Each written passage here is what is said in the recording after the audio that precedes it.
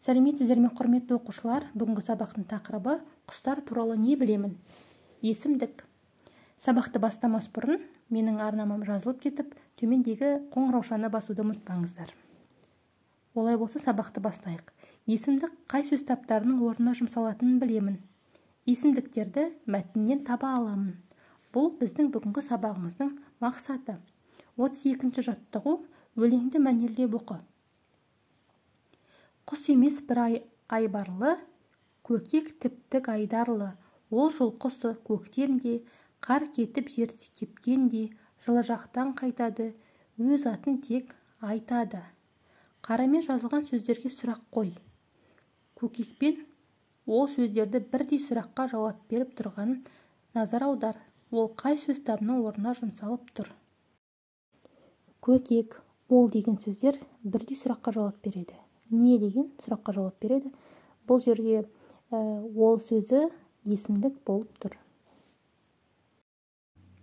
Зат есім, сын есім, сан есімдердің орнына жұмсалатын сөздерді есімдік дейміз. Есімдіктер мен, сен, біз, сіз, ол, өзі, бұл, сол, кім, қанша, қайда, ешкім, әркім, ешқашан, әрқайсысы. Тағы басқа деген сөздер жатады есімдіктерге. 33-ші жаттығу жаңылтпашты оқып жатқа жаз. Үйір-үйір үйректі үйірге кім үйретті? Үйір-үйір үйректі үйірге өзім үйреттім. Есімдіктерді тауып сұрақ қой. Оның қай сөзбен байланысып тұрғанын айт. Бұл жерде кім деген және өзім деген екі есімдік берілген. Олар кім деген үйретті және де өзім деген үйреттім деген сөздермен байланысып тұр. 34-ші жаттығу берілген есімдіктермен сөйлемдер құрап айт. Әркім, ешкім, ешқашан, ешқандай деген есімдіктер берілген екен. Бұл есімдіктердің жазылуын есте сақта дейді.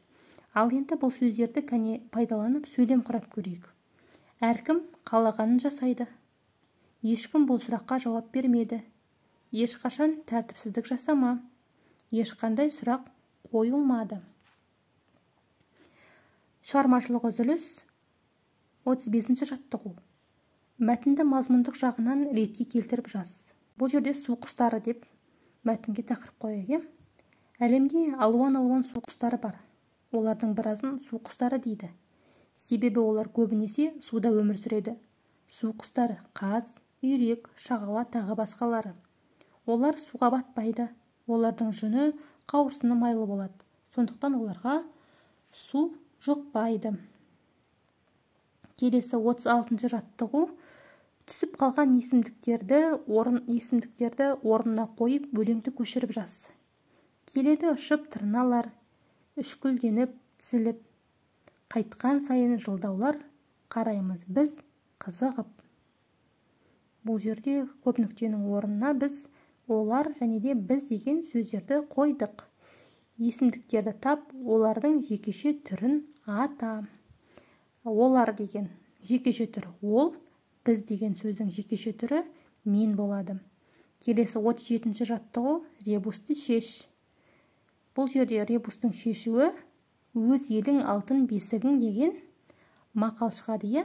Ребустың шешуіндегі мақалдың мәнін топта талқыла, есімдікті тап. Бұл жерде есімдік өз деген өздік есімдігі бар екен. Құрметті оқушылар, осымен біздің бүгінгі сабағымыз аяқталды. Егер де сабақ сіздерге ұнаған болса, онда лайк басуды ұмытпаңыздар. Келесі сабақта жолыққанша аман сау болыңыздар.